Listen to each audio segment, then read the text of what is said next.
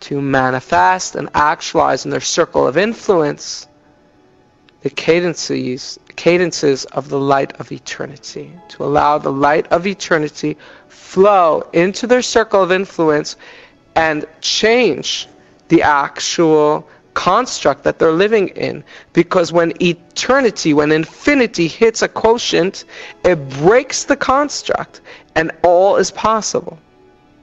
And the angel within the human body has that ability when they're aligned in their soul. When the law of attraction is used for healing, it is effective to the degree that the individual imparts the light of eternity into their circle of influence and broadcasts it forward. But healing, if you get enough individuals, they can actually impart this resonance to the point where it reaches a crescendo and changes the complete dynamic of a situation. That's what transpires through prayer. But healing happens in a much more profound way when an individual truly wants to be healed. And the problem is, in many individuals that are not well, is that their maladies progressed because there's a part of them that doesn't want to be on this world. There's a part of them that's broadcasting with their angelic intention death and dying, hopelessness, need, wants, not wanting to be here, wanting to be somewhere else. And over time, to the degree that they're intimate and passionate about what they're broadcasting, over time it takes a toll in the actual genetics of their body. And it's very difficult to use the law of attraction to heal an individual that doesn't want to be healed, that doesn't want to be here.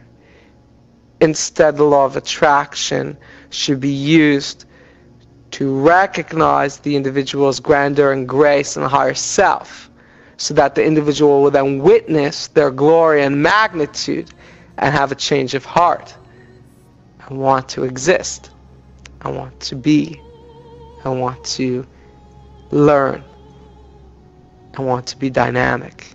And in that space, then it's easier to flow life resonances to an individual and impart those energies when they're in a co-creating, when they're co-creating actively instead of co-creating passively, when they're aligned with higher frequencies instead of being along with the ride with baser frequencies. Baser frequencies do not want the individual to thrive. They want the individual to be alive enough, but in a state of fear, in a state of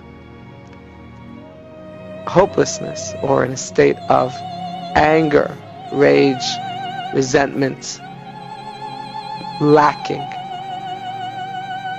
And the way they want to keep that individual in that frequency is by ensuring that the individual is in a state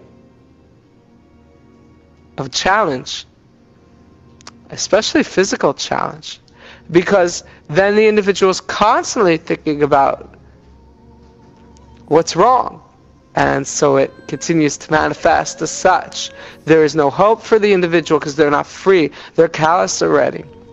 So through the law of attraction, the law of measure for measure, we can impart the resonance of the individual's glory and freedom. And once the individual chooses that they want to be healed, not because they're afraid of dying, because if they're just afraid of dying, they're still resonating baser energies, but that they want to live, they have a song to impart, they have so much to learn and offer, then it is more potent for individuals to impart their frequency of life unto another.